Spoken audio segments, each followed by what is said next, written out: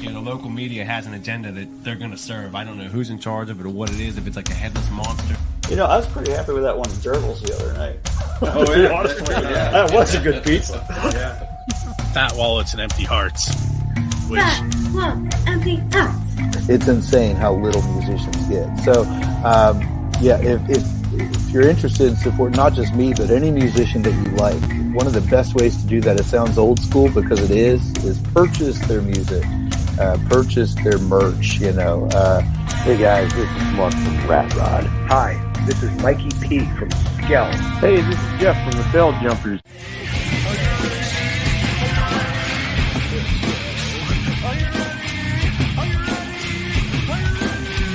Let's go. Probably be Paul, because he's awesome. This is Jessica for the band Dimitus. You're listening to Pennsylvania Rock Show. What's up, everyone? This is episode number 705 of the Pennsylvania Rock Show. With me tonight are 4 members of the band Blackridge. With most bands, that would be almost a full band. It's not even really half, but we'll get to that in a moment. I played 3 songs before we got to this point. You heard right at the beginning a brand new single from A Common Crown called Cry. We follow that up with Neverwake's song The End, and then Blackridge Rock Steady.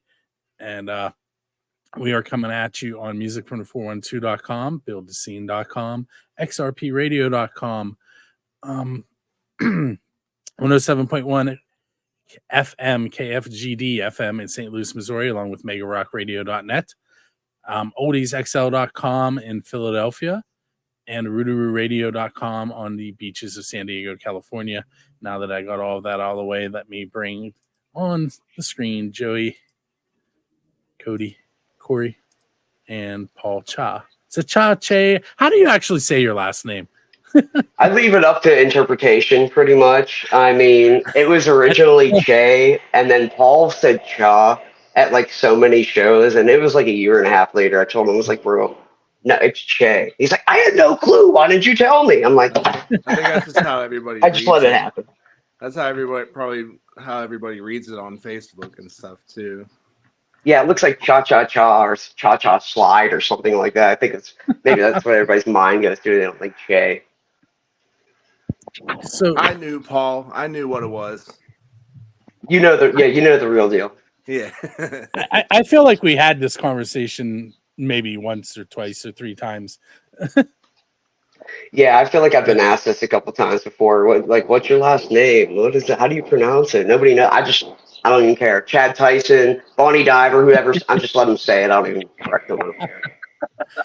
Hey, I met both of them in the same week. They're cool, man. They're both really cool people. Yeah, seriously. Talking to Chad was a treat. I met Bonnie at I met Bonnie at a Rock for Life show. Then I met Chad at Acrashore with Chip and the Charge Ups, and then I went that weekend to the band jam and hung out with Bob Cups. I hit 3 DJs in a week. You got the trifecta of local DJs here in the area. Legendary. So you guys have a single coming out, and we're gonna play a teaser of it a little bit later, but I have seen it live. I've heard the full song from the beginning. I heard Paul's version with his vocals. The band probably doesn't even know this. They're looking at me. Yeah, I said Bill stuff, guys. A lot of stuff. Too much stuff, maybe. He tried to get me to play Sweat at the New Year's Eve party I was at. Hey. He's like, just play to everybody. I'm like, they're not going to be able to hear. Put the stereo on, turn it up. But you got to play it right before midnight, though. Quick play, like 11:59. Just well, you have to find the right point. Yeah, Paul will be wailing at some point in there, so it'll be a dog dance for sure. Yeah, but no, we played this song live out a couple times. We've been playing it for, I don't know. It's been like almost all summer. I think we were playing it. Yeah. So if you see us live, you've probably heard it, or when you hear the recording, you'll be like, I've heard that before. One of my favorite moments this whole summer, and I went to a ton of shows because we basically took music from the 412 on tour this summer and went to a bazillion shows. But one of my favorite moments was at Rock for Life at the Roadhouse when Emily was singing backups and Paul didn't realize it and turned around. So apparently Paul Cha sounds like my daughter. Hey, that works. Hey, she was right in that vocal range. She can do it. I wasn't having a good vocal day that day anyway, so I just let her take the range. She could have stayed for the whole damn show. For all I cared. Now she's cool. She's an awesome fan for sure. We got to get Bria up there. Bria is just as good of a singer, but confidence is something we need to work on. She sings at mass in front of tons of people, but when she sees that stage, I'm like, go ahead, they'll let you. She's like, no. Yeah, there's a lot of energy flying around. But hey, it's once you get up there, it's all good. Once you finally get up on the stage, everything's kind of just firing all at once. But yeah, I understand it could be daunting. Somebody who doesn't always do it. That's how we got Emmeline up there. Was we were trying to get Bria to do it, and Emmeline's like, "I'll do it." I'm like, "Go!" Yeah, that was cool. That was really cool. So, just a little product placement here. WebHost Python. That is the web hosting company that hosts Build a Scene, First Angel Media, Music from the 412, Rock for Life. Pretty much, if I built the website, they're on WebHost Python, which is coincidentally how I got this. They liked how much money I sent them, so they sent me a mug. They sent you a tumbler, bro. Wow. I gotta say, the music from the 412 is like really taken off. What a great service that has become, and it's always been. I just love to see. I love to see the success. Edit that out, Bill. I love to see the success of music from the 412. 10 seconds I have to cut the music and make it go on the radio. Hey, in true Rocky spirit, I think he'll understand. It's that FM station that I'm worried about. They got a 6-second delay. Hopefully the engineer's not asleep at the board there. So we have about 2 minutes before we have to take our first break. So you wanted to talk about the recording process of Sweat. Is that enough time to do that? Yeah. It was kind of a short song. I mean, it's only one song, so we did it in 2 days. We thought we could crank it out in one, but we were like definitely mistaken by that. We're like, oh, we could save some money and maybe do this in one day. But I think common sense prevailed, and then we booked 2, and everything went pretty seamless there. It was a good time.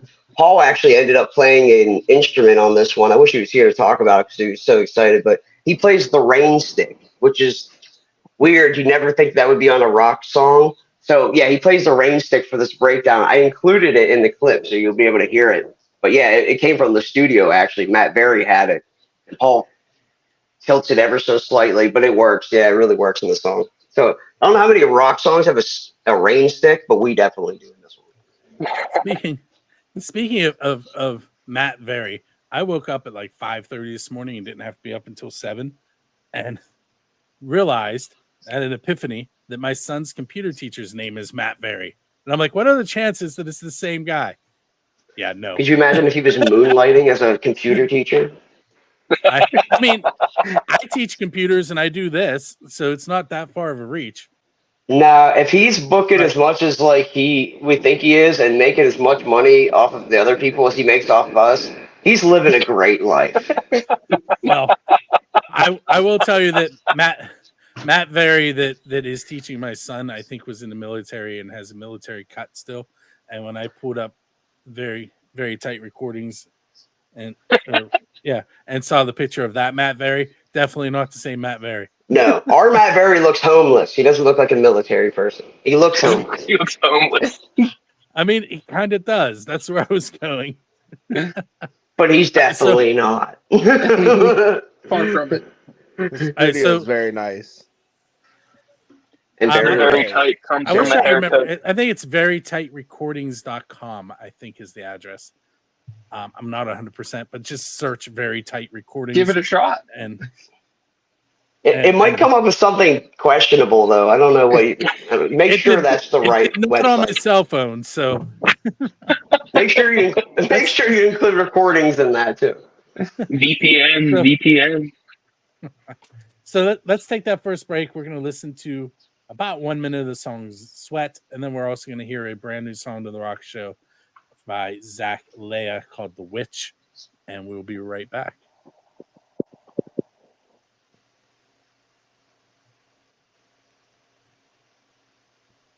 As soon as I remember to bring up my videos that I need. Let's try this again.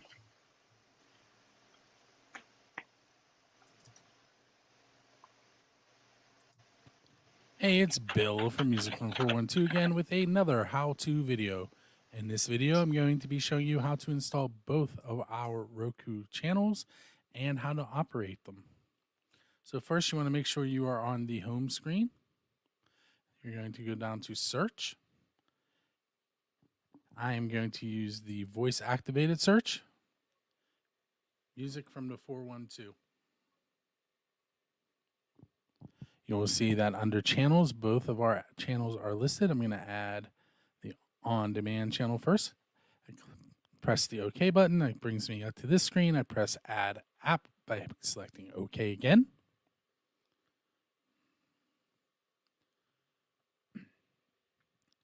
I'm going to press OK one more time. I'm going to use the back arrow to go back to my search. This time I'm going to select Live TV and hit the OK button again. I'm going to click the OK button to add the app. Once again, I'm going to press OK. This time I'm going to press OK and open the Live TV app.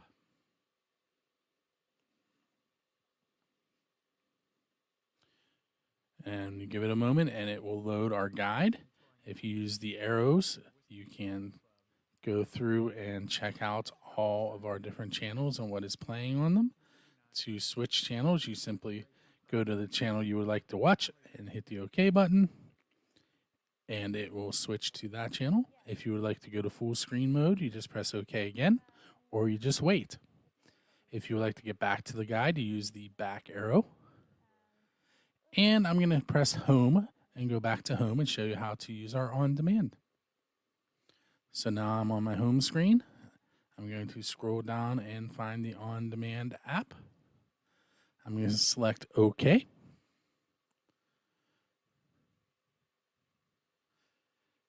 In our on-demand, we have several series that you can take a moment and check out. We also have our ticket contest information and a weekly concert calendar and feature band. This week happens to be a Common Crown. I am going to go to Jazz's Rock and Road Show by clicking OK. I'm going to click OK on episodes. I'm going to click OK on episode 21. And then I'm going to press OK one more time on play. And the episode will begin. And that, ladies and gentlemen, is how to install and use both of our Roku channels.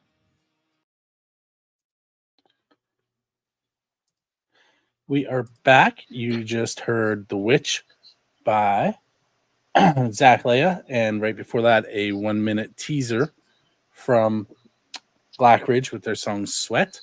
That what you guys just watched there was me playing with a brand new toy that Rocky had shipped to me, a video capture card, during halftime tonight. That was cool. That was an awesome little video, though. Yeah, it was like part like ASMR there for a minute, Bill. I was like soothed. I was like, I was very zoned into it. Like, okay. I have made like describing it perfectly. I have made like 9 different videos over the past 3 days, and I'm not done. I need to do another one for the Live 365 radio app on Roku, and then I need to do a Fire TV one, which is going to be a little more difficult, because that means I have to steal the Fire TV that's in my bedroom without my wife knowing I do it. My daughter is giving me a look like, what? But that little video capture card was like $22. It did a nice job. Did a real nice job. It was a nice promo for sure. Wow, like all the stations and everything. That was like I said, the things that you guys are doing with that are above and beyond like what I had ever thought. So keep going, man. Keep going. Thank It's you. awesome. I don't know if you've heard me tell this story, but I'll do it really fast. When Rocky and I first had a conversation about him needing me to help him do this, I was like, oh yeah, I could do that. And then I came home and I told Kelly, I'm like, I don't know how to do any of this. Well, you learned on the figured it fly, out. man. Yeah, it looks good. Looks super professional. But hey, so your song "Sweat," do you have a release date picked for it? You know, I wish I could give you a date. Actually, I really do, but we're waiting on some artwork. Like the song is done, it's mastered, mixed, recorded, everything is good with that. But we took a long time to think of like concept art for the cover there. And when I finally got a hold of a graphic artist, they're like, yeah, cool, great. We're going to need a little bit more time to kind of, get back to you on that. So now we're still just in graphic design limbo, I guess you could say. As soon as we get the cover like made, then we'll get it out and then we'll have a date. But yeah, we plan on doing a lot with this. We want to do like a release show and maybe some other special things that we're going to announce in the future in terms of like the medium that we're going to release it on. So. Without getting too graphic, and the people that heard it, I'm sure have an idea. Do you want to mention like the idea behind the song, the theme? It's nothing. Yeah, it's nothing what you think. I was just kind of, I think it was, I can't remember what month I wrote it, maybe August. So it was hot. It was muggy. Every day, I swear I had the AC on here when it was hot. But the one day I didn't, I don't know. It was just really bad. I was feeling gross. I was feeling gritty. I was feeling slushy and gritty at the same time, if you know what I mean. It wasn't good.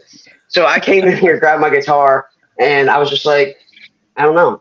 I'm sweaty. I need to write a song about this. I feel like I almost feel like I do on stage. Like I'm just like sweaty and overwhelmed. So that's just where it came from. Really, that's the only I guess from my point of view, that's the only inspiration. And then when I brought it to the band, Paul wrote the second and third verse, so he kind of added a double entendre meaning to some of his lyrics and stuff like that. But mine initially was just about a person working hard, and then what comes out of you when you do. That's pretty much it.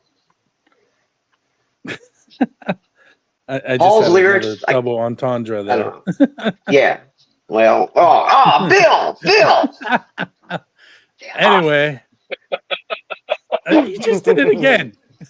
Hey, Paul's not allowed to talk anymore. Who's taking over? That's two. Yeah.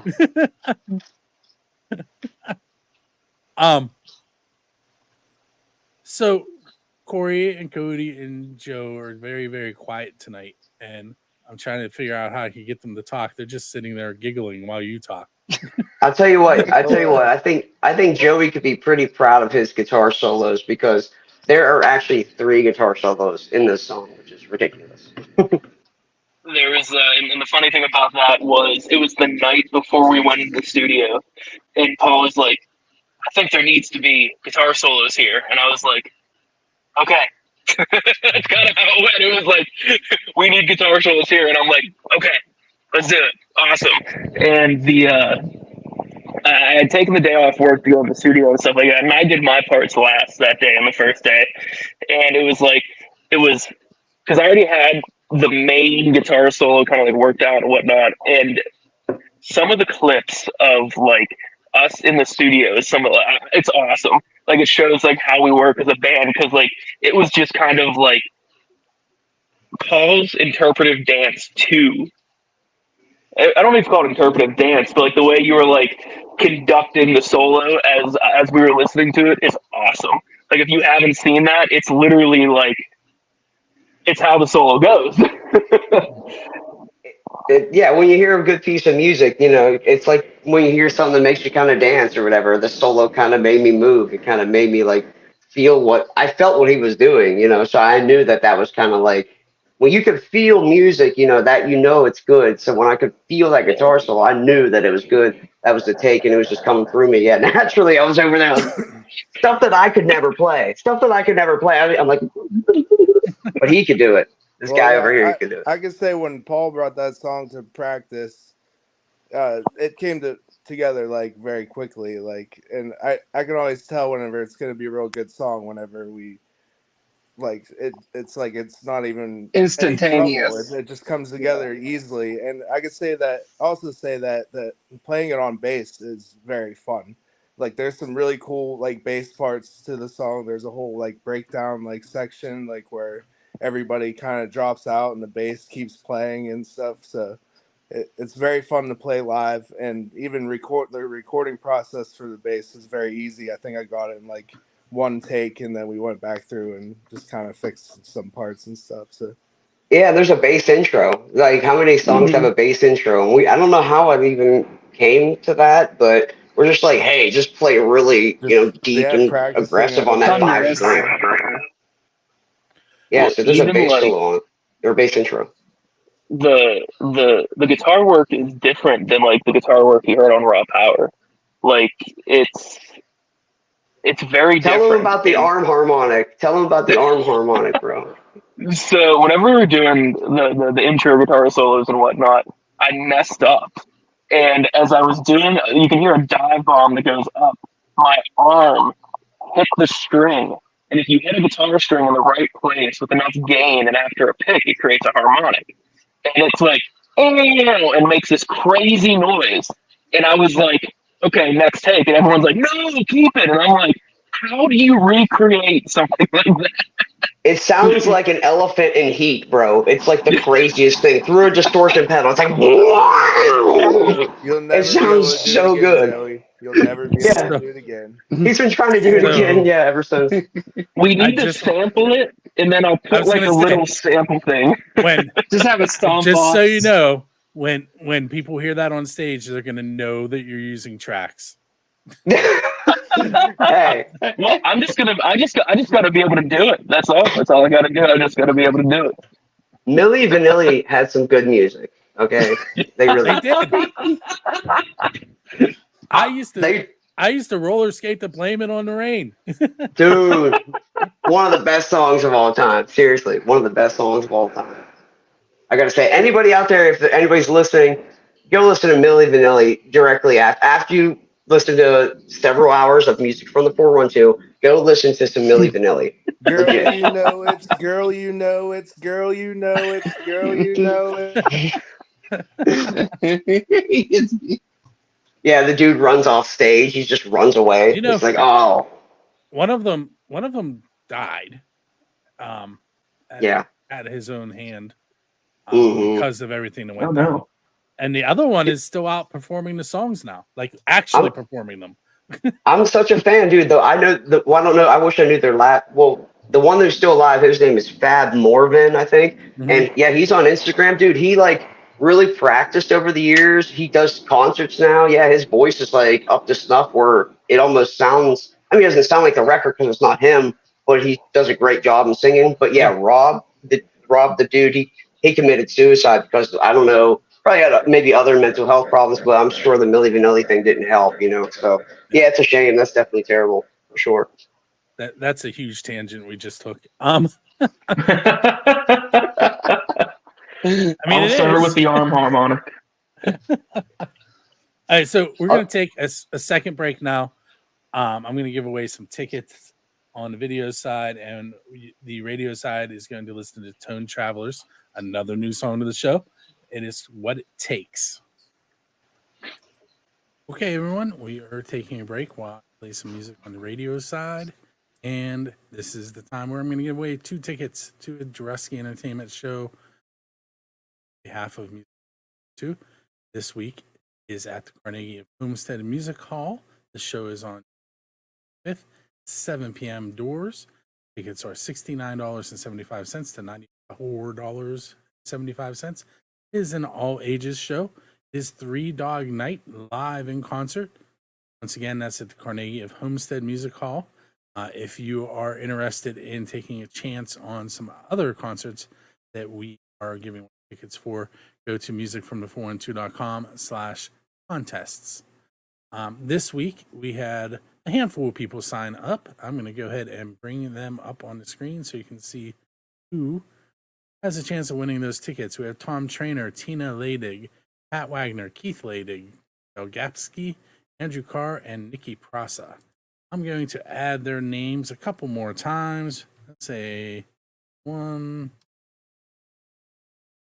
3 looks good. That makes those spots really, really small. So I'm going to go ahead and press the button and spin the wheel, and we will find out who our winner is for the 3 Dog Night tickets for the Carnegie of Homestead Music Hall on January 25th, 7 p.m. If you do not win, once again, you can go and purchase tickets through Dresky Entertainment. $69.75 to $94.75. Let's find out who our winner is this week. Slowing down. Looks like our winner is Pat Wagner. Okay, Pat, so what you want to do is keep an eye on your email. You will be receiving an email from both myself and probably from Adam at Dresky Entertainment. And then shortly after that, you should receive tickets from the ticket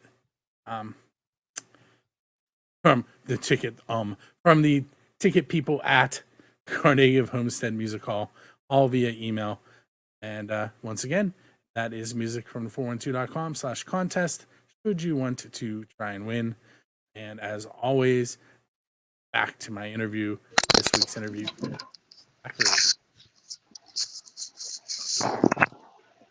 I've got 2 tickets to 3 Dog Night. Oh, I could sing on. That's the only thing I was thinking the entire time. 3 Dog Night. Right?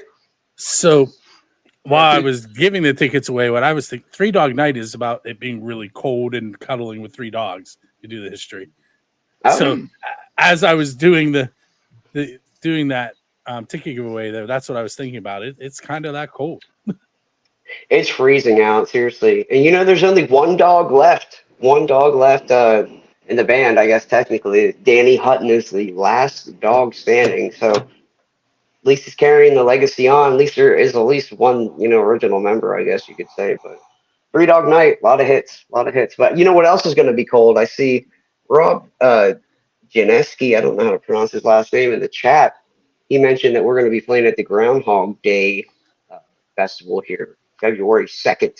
That is our first show of 2024. So if you want to come, freeze your butt off, or maybe get warmed up with Blackridge, come out to Barclays Square at noon. We will be there on Groundhog's Day. So come on out. There's a lot of bands and vendors and music all day and stuff. But hey, I think the action happens with Phil like 8 a.m., maybe 7 a.m. or something like that. But we'll be there at noon. People will be there all day partying. So come hang out. It's free. Why don't you mention some more upcoming shows that you have? That's like the perfect segue. Yeah, definitely. So I got a little bit of that same day.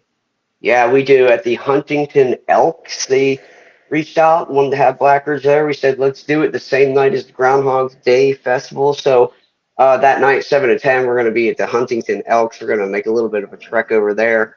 February 16th, we're at Moondogs, one of our favorite venues of all time. Let me just say, I love Moondogs. I love Moondog as a person. Great guy.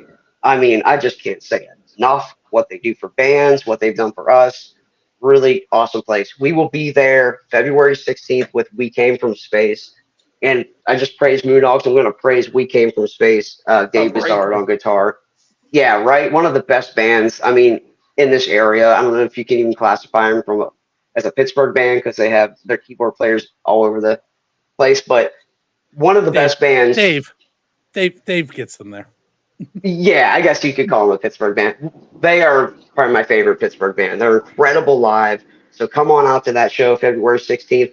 And then March 8th, we'll be at McGarvey's in Altoona. We're making a crazy trek the complete opposite way of Pittsburgh, going to Altoona and hitting it with the Jaded Lips. If you haven't heard the Jaded Lips, what are you doing? Because I'm sure a lot of you have already. They've been getting around a lot.